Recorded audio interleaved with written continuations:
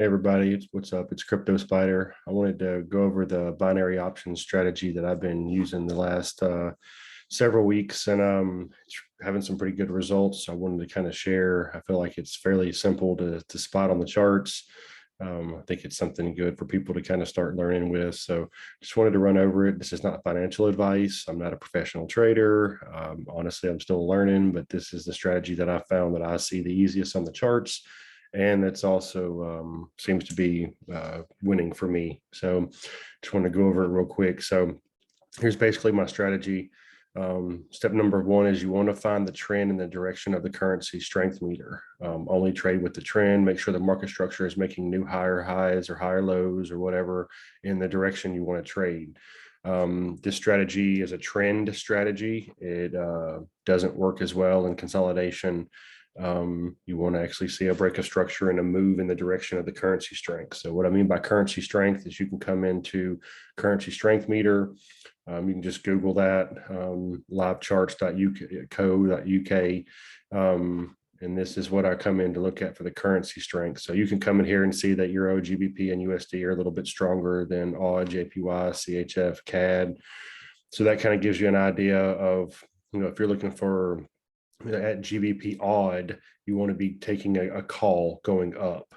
When you're looking at the pair, for example, USD CAD, if the USD is higher than the CAD, that means it should be going in an upward trend. It doesn't always go with this, but you definitely don't want to take a trade against the trend with this. You don't want to take a call if USD is stronger.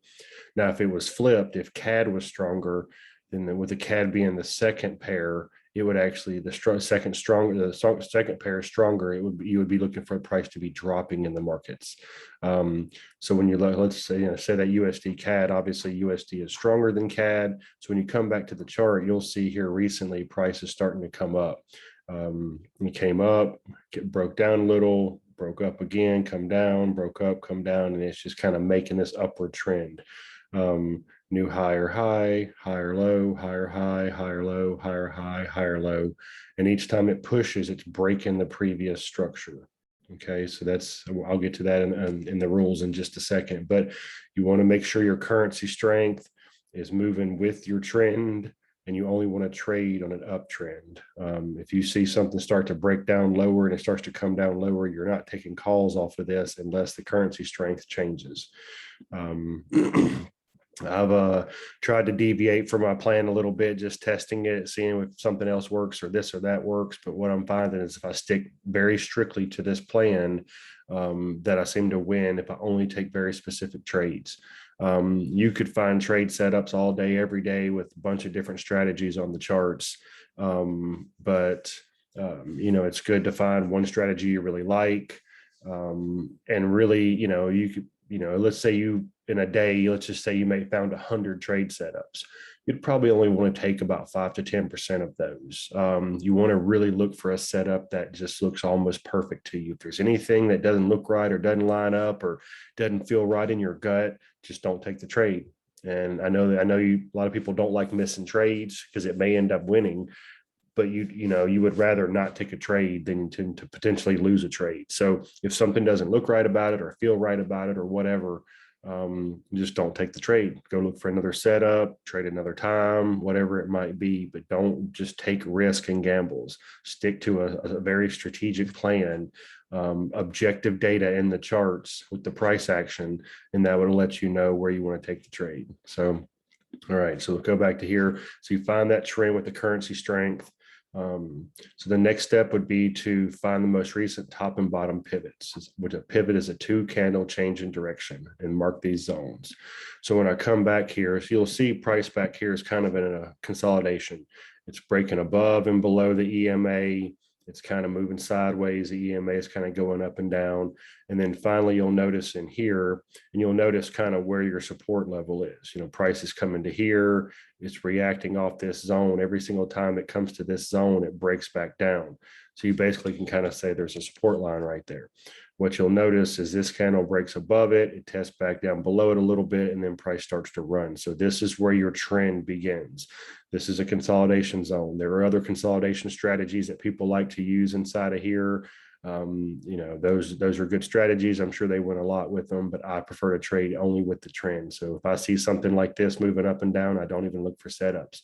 You can actually come through and just kind of click through and just look and see if it's trending, if it's consolidating, you know, whatever's going on in that and with that pair. So I picked the USD CAD because it's got some good movement. I want to show everybody kind of what I look for. So once it starts to break out and run up, what you want to look for is that pivot point. And a pivot point is a 2 candle change in direction.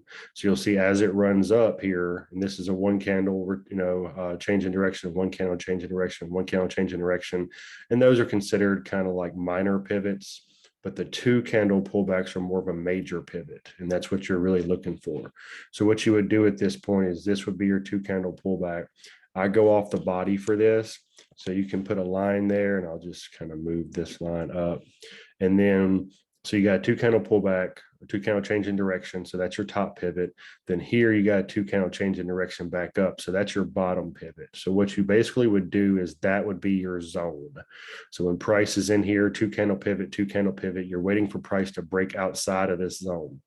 Once the price starts to break that zone, it'll run up, and then typically a lot of times it'll pull back. Now you'll notice here it didn't. It just ran and never came back to this zone. So, but this is when it just came out of consolidation, more of an expansion phase, and it hadn't really started making that trend yet. So you may even wait till it does a couple legs of the trend before you start to trade it after it makes that breakout. But sometimes when it makes that breakout, it will test back into this zone before it runs. So anyway, you look for that top pivot and bottom pivot. Now this is kind of your zone. There's 2 different ways to do it. You can put a line here like I do. You can use a rectangle tool and use part of the body. And then if there's a wick, you can do half the wick, the full wick, double the wick, but you're basically just kind of giving yourself a little bit of a zone. It's not always perfect or everything, but you kind of give yourself an idea of an area where price may come back to. And you'll just see, looking at it, it broke down a little above here, but it immediately changed directions, and then it tested it again, and it just keeps kind of testing that zone. And every time it does, it moves off of it. So this pivot now here is kind of your area, this line, this zone right here. Now, at this point, since you're really looking for an upward trend anyway, the bottom pivot doesn't really matter, because even if it was to come down and break this pivot, that'd be going against your currency strength and against your trend. You wouldn't really take a trade if it broke this pivot. So you know that this top pivot is your main one you're looking at, because you're waiting for price to go with the trend, break the top, and come back to it. The reason I marked the bottom pivot is because it lets you know where you would do the next step from. I said the next step. Yeah. So step 3 would be wait for the break of structure or break of the pivot in the direction of the trend of the currency strength. And that's kind of what I just talked about. You wait for price. This would be that break of structure kind of move here. This candle closed higher than the pivot here. So this would be the candle that really broke that structure. So you wait for price to push outside of this zone of the pivots. And then once it starts to run up, eventually it'll get to another zone or another point here where price will start to pull back. So basically what you would do at that point, so after the break of pivot, wait for price to start to retrace back towards your zone, your top pivot zone, and use the Fib Retracement Tool to find the 618, 718 zone. Use the wick of the lowest or highest candle bodies for drawing the fibs. And I'll show you what I mean by that. So basically your bottom pivot here is where you would want to draw your fib from low to high. So what you look for is you find the lowest body, whichever the lowest body is, and then you could draw off the wick of that. And then when your top point up here, where price started to retrace back from, and these 2 candles are even. So you basically would come, this wick is a little bit higher than this body. So you'd come off of here. So your Fib Retracement Tool, it's called Fib Retracement. This is what it looks like. You click on that. You basically click from here, and you can just you can go as far out as you want to, but you basically just put it up to the top of there. So it's from here to here. So this is 100%, this is 0%. And what this tool basically does is measure the amount of percentage of retracement that pulls back. So this would be your 100%. Price runs up to your 0%, and then it starts dropping back. 23.6%, 38.2%, 50%, 618, 70, 71, 786. So kind of our main, I'm going to remove this for a second so I can show you something. Kind of the main zone that I look for is the 61870. Now, sometimes it'll come back down between the 50618 and run. And, and if so, you would miss a trade that way. But I really look for the setups that come a little bit deeper. Sometimes it will come back. The last down candle before the up move is considered what we call an order block. So any price kind of in this area, basically from this 71 to 786 on down, sometimes price will actually retrace back into this order block, even into the wick, especially if there's a big move up, because from this wick to this candle is what we call missing price. Price never comes back to fill that. So you've got all this missing price here. So we kind of expect price to come back down into this zone, fill in some of that missing price, and then go back up. So off of this order block, when the price comes back down, you'll see it's coming back into this order block, and then price starts to break back up. So what I usually do is once I put my fib up, I will come in and draw a zone between the 618, 71. If you make a zone over here for the pivot, you just want to change the color on this. You can go to settings and you just change the color of this box to whatever you want it to be. And so, oh, that's the text, sorry. So we can change it to green. And so there's your kind of your zone you're looking at. So you'd have a different color zone here and here. Once you get that zone put in, you can actually take the fib away. That way it's not so complicated. And at this point, if you wanted to, you could even remove your bottom pivot or even your top pivot if you really wanted to, because now you kind of know this is the 61871 zone you're looking for. So if price retraces back to this zone, then that may be a good idea for a good confirmation, one of the confirmations for a trade. So the next step is wait for a confirmation or break a structure candle in the direction of the trend. Take an entry at the close of the confirmation or break a structure candle. So a confirmation candle is just any candle that's in the direction that you want to trade. So this is a nice long body here, but a confirmation candle can be a little bitty candle. It's just a candle that shows you, okay, it's starting to move that way. When that candle ends, then you can take the trade.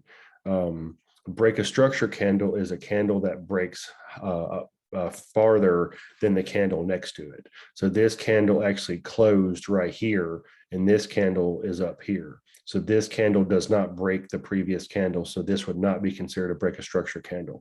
This candle pulls back. So that's definitely not. But then you'll notice this candle starts to break right here. And it's the one that actually breaks higher than the previous candle. So this would be considered a confirmation candle. This would be considered a break a structure candle. So if you would have taken your trade at the end of the confirmation candle, you had taken your trade here for the first candle. And for the length of the trade, I've got this in here also.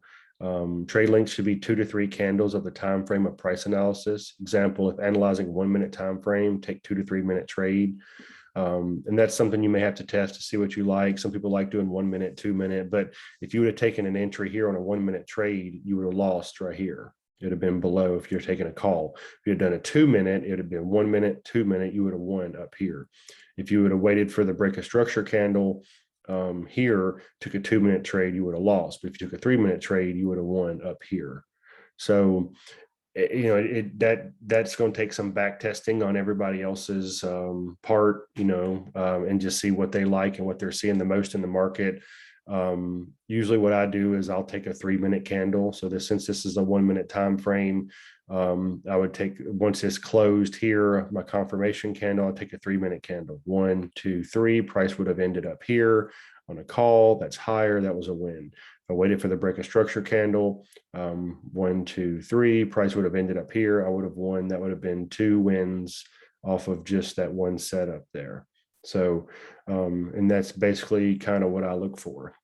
You have your top pivot, bottom pivot, price breaks above, pulls back into the 61870 zone, gives you a confirmation or break a structure candle. Because if this wasn't such a big red candle, let's say this was some smaller red candles coming down, and then you had a big red candle, that would have been considered a break a structure candle compared to the smaller candle next to it, you could have taken the entry there. So you wait for that candle in your direction or the candle that breaks the previous candle. And then that's either, your confirmation candle or break a structure candle. And that's what you would want to take your trade off of once it does either one of those. I'm finding that both work pretty well most of the time. I kind of prefer the break a structure candle because that just lets you know that it really is moving in that direction. But confirmation candles can also be can win pretty well too. So, all right, so let's remove the drawings from that. So let's say you were to take, this trade setup, this trade is set up here, whatever. All right, and your price was here and you won. All right, so now you can look and say, okay, well, now we've got a top pivot here and a bottom pivot. Well, technically speaking, your bottom pivot would have been here.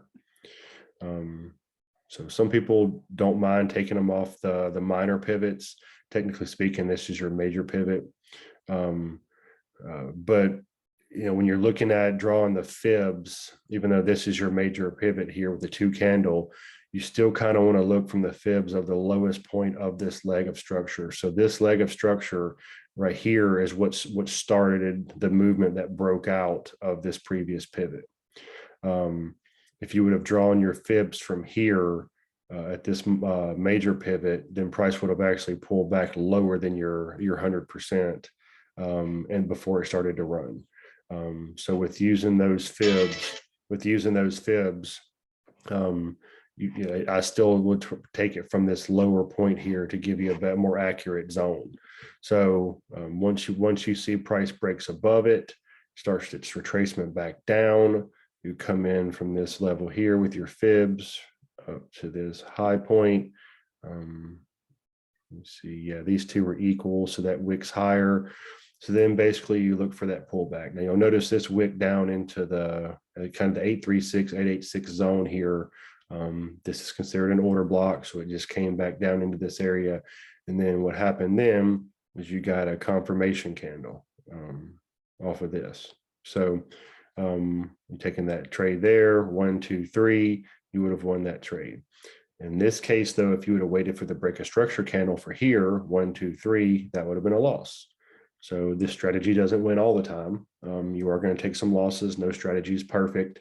So it's just, but this gives you some objective data to really look at to see, what good setups can happen. So you may potentially have a setup where, price comes and breaks back down lower and starts to make a downtrend again. And that can happen at any time. So this strategy is definitely not perfect. But when you really look at the way it breaks structure and then comes back down, breaks structure and comes back down, and I mean this happens, a lot on this time frame. So, or and with on the lower time frames like this. Anyway, you would have drawn your fibs from here to here. You'd come in with your zone from the 618 to the 71 right there. Then you could remove your fib. If you wanted to, you could remove your bottom pivot, and you can even remove the top pivot just to clean up the chart. So now you got your zone here. Price breaks below it a little bit, but ends inside the zone. Price starts to push out, confirmation candle. You could have taken your trade there, 1, 2, 3. That would have been a winning trade. So you'd be 3-0 at this point. If you decided to take another trade at the break of structure, of course, that would have lost. That would have been a 3-1. So anyway, other confirmations you can use, the EMA, make sure it's moving in the direction of the trend or the price is reacting off the EMA line. So, you'll notice, and I have the Bollinger Bands on. My settings are 20, close, 2, and 0.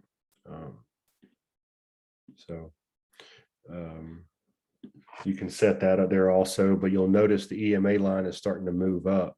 And then you'll notice the EMA line in here starts to flatten out. Well, that can tell you that price is no longer trending up. So if you notice this is good, this is coming back down, it tests off of there, and then it starts to break back below that band. So when it retests in this zone and broke below the EMA, some people may have said, okay, let's not take that because it's coming back below the EMA. It could signal a change in direction. So if you were really being strict about it, you may not have taken this trade. You would have taken these two over here that were still above the EMA. But once it broke back down, you may not have taken it. Now, looking at it now, that would have won. But then you see exactly what happened. Price starts to break below the EMA, test the EMA, and now we're on a downtrend where it's testing the EMA and dropping, testing the, so it's changing direction. So, you want to make sure that the Bollinger Band, or excuse me, the EMA is going in your price, in your direction there. Also, again, these are just other confirmations. I really liked the main 6 steps here is what I look for. These other things down here are things that are just extra confirmations. If you've got 1 or 2 or 3 of these also working in your favor along with the strategy, it just gives you more confirmation that this is a better setup. But the strategy is mainly what I go off of. These are just the extra things that I look at. So the second one is the RSI between 40 and 60. Oop, and I misspelled something. And preferably breaking above the 60% for a call or breaking below 40% for a put. So my RSI is down here. So you'll notice when price breaks above and retest in this area, the RSI is above the 60% this whole time. Even when it comes back down, it's still above the 50. And then that next candle, it breaks above the 60 again. So when you're looking at, if you would have taken this trade set up off this confirmation candle, you would have got an extra confirmation that price had just broke back above the 60%, which is showing a stronger up move. If you would have looked at this candle would have been coming up here, and for some reason the RSI would have still been down here below 40 or so, that would tell you that this is not a very good setup, because if prices even if price starts to break back up, it's still looking like it's more of on the bearish side, like it could go down, because price could pull right back up into this 40% zone and then tank right back down, just like this broke into this below 60 and went right back up. So you want to make sure that the RSI, as another confirmation, is showing you that it's above 50 if possible, breaking back above the 60 or even higher. So you'll see on this one here, on this candle here, price had come back down to the 50, and on that next confirmation candle, it started to work itself back up towards the 60. So not as pretty as this one here, but still showing you that it's starting to break back up. But then what happens? It starts to drop back off. So RSI is just another way of looking, another thing that you can look at to see is price above the 50%. And especially if is it breaking back above the 60, showing you that it's kind of bullish in that regard. Next is the stochastic and overbought or oversold.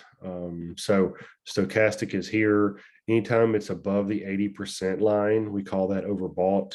That means a lot of people have been buying, and that usually kind of gives you a little bit of to let you know, especially if you see the 2 lines cross, that usually will let you know, because as it's coming here, it crosses and breaks down. As it crosses again, it comes back up. As it crosses again, it breaks back down.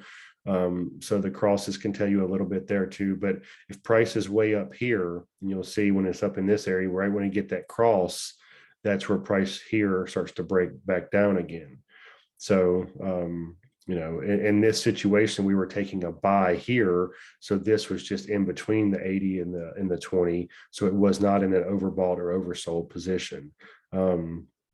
But sometimes when price is breaking back down into here, it will cause the stochastic to break back below the 20. And so as it starts to make this confirmation candle back up, price will be breaking above the 20, moving back up towards the 80 again. And that would be, it doesn't do it here, but that would be another confirmation that it was been oversold, that too many people have sold, and there's a good chance of a break back up above that line, which would be just another confirmation to let you know about that candle would be a little bit of a better setup. Bollinger Bands. So you've got your Bollinger Bands. Some people will take there's a consolidation strategy where people will actually take, anytime it breaks below the Bollinger Band, they'll take a call. But you'll see in this regard, it broke below the Bollinger Band, and then it broke, and it didn't come back up. So if you had taken a 2 or 3 minute trade here, you would have lost that trade. So Bollinger Band strategy, Bollinger Band, 98% of price action happens in between the Bollinger Bands. It does occasionally break and run outside the Bollinger Band, but then it just pulls back in and stays within that Bollinger Band. So it just kind of, the Bollinger Bands is just another thing that can kind of let you know, okay, the Bollinger Band's breaking up here, it's breaking up here, the EMA is inside the Bollinger Band's breaking up, so everything is pointing up for an uptrend, with on this setup here. So, and then you'll notice as the EMA flattens out, so does the Bollinger Bands. It starts to drop here, this Bollinger Band flattens out, and now we're moving sideways as opposed to moving up. So when we're taking trade setups, we want to possibly take setups that's moving, or always take setups that's moving with the Bollinger Bands, the EMAs, the currency strength, the trend, and all that stuff. Order blocks, I mentioned that before. An order block is just, if you have a move that really starts to break up and kind of run, the order block is kind of the last down candle before that move. So, I mean, sometimes you can come here and actually mark this order block. You can sometimes use the wick of the candle next to it if you want to, just to give you a zone. And there's a good chance at some point price may come back down into this zone, especially since we have some missing price here, missing price here. It could come back into this zone, retest off of this, and start another uptrend again. If you were to go to a higher time frame, and this is all 1 minute, if you were to go a higher time frame, like maybe go look at the 15-minute or something, it may give you a little more information. You moved up, little consolidation, you moved up, now price could come back down, retest into this zone. Because once it broke the support line here, a lot of times it'll do a break and retest back to the support line and then go. So price could easily continue down into maybe a zone, in this area. Kind of a zone in this area, and then continue running back up again, since the currency strength is in an upward momentum. So you can use a higher time frame to kind of see what's going on, to see, okay, we moved up, pull back a little, but now we've broken above again, so we may pull back a little and then break above again as it kind of stair steps up higher, as long as, of course, the currency strength. And you want to come back and for this currency strength and refresh it every now and then. So USD CAD is still, USD is still stronger, so we're still expecting an up move. So you can use that 15-minute to say, okay, price had ran up, it got above the Bollinger Band, that could pull back down into a zone in here. You could even come in and say, this would be your top pivot. This technically would be your bottom major pivot here. But if you wanted to, you could come from that lowest point down there, and do a fib from there, and then find your 61870 zone, and then if it comes back down to that zone, you could drop back into the 1 minute, and then as it comes back into this zone, you could look for that confirmation candle breaking back up again, and that with that 618 zone, 61871 zone, and then take a call from that area back up. So that's just another thing when you're looking at order blocks. You've got another order block here, which price is already kind of testing off of that right now. But that could push back up and keep running from this order block, or it could come all the way back down to here and run, or it could just keep going down. But as price is doing its thing, you want to refer back to the strategy to where you're finding the trend in the direction of currency strength, find the most recent top and bottom pivots, wait for break of structure in the direction of the trend. After break of the pivot, wait for price to retrace back to that fib zone, wait for the confirmation of break of structure candle, and then look at your trade length. So you still want to go through all that checklist to make sure that everything's lining up, as price may come back down into that order block. Last thing is cash trap. Obviously, that's not something everybody can use. That's a special strategy. That's the academy that I'm in. If anybody would be interested in joining an academy that teaches Forex trading, binary options, they have some amazing crypto educators if you're interested in learning about crypto projects and crypto trading and all that. So that's just it's one product that my academy has. So if you're interested in that, leave a comment. I will get back with you. I can get with you on that if anybody's interested. But so basically, this is the strategy I use. just finding that basically a break and retest strategy. Nothing real special or anything, but as I've been learning and testing things, this is what I've learned to really go in and look for. And if all this stuff doesn't, at least the first 6 here, if all of it doesn't line up, I don't take the trade. And I prefer to have a couple of extra confirmations going with all of this also, just to let me know what's going on. So yeah, basically that's basically the strategy. Just waiting for that trend along with currency strength and the direction of the currency strength. Wait for a 2-candle pullback. That would be your top pivot. You mark that. Wait for the break. Once it breaks and reaches a peak, fib up to there. You can come in and mark that zone and then remove the fib. Clean it up and even remove that top pivot if you want. But you'll notice the top pivot is also right at the 618 line. And that tends to happen a good bit, actually, that between the 50618 and the 61871 zones tend to be really powerful zones for the price to retrace. I was going to show y'all something else real quick. So these are my fib levels. I'll just let it sit here for a minute. If people want to pause the video or whatever and copy these down, but 236, 382, 50, 618, 71, 786, 836, and 886 in the 1.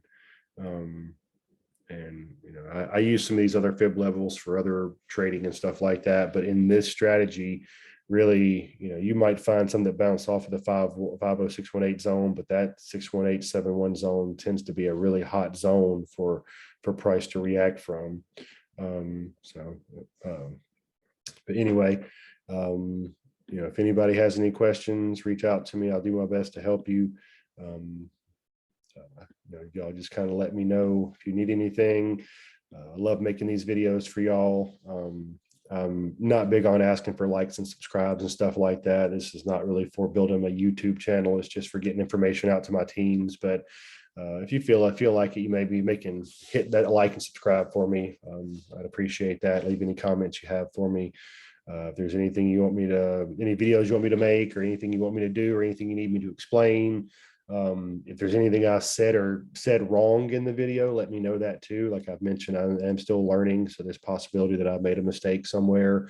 I'm always open to feedback because I'm always still learning. So anyway, just reach out to me if y'all have any questions. I appreciate y'all watching. All right, love y'all.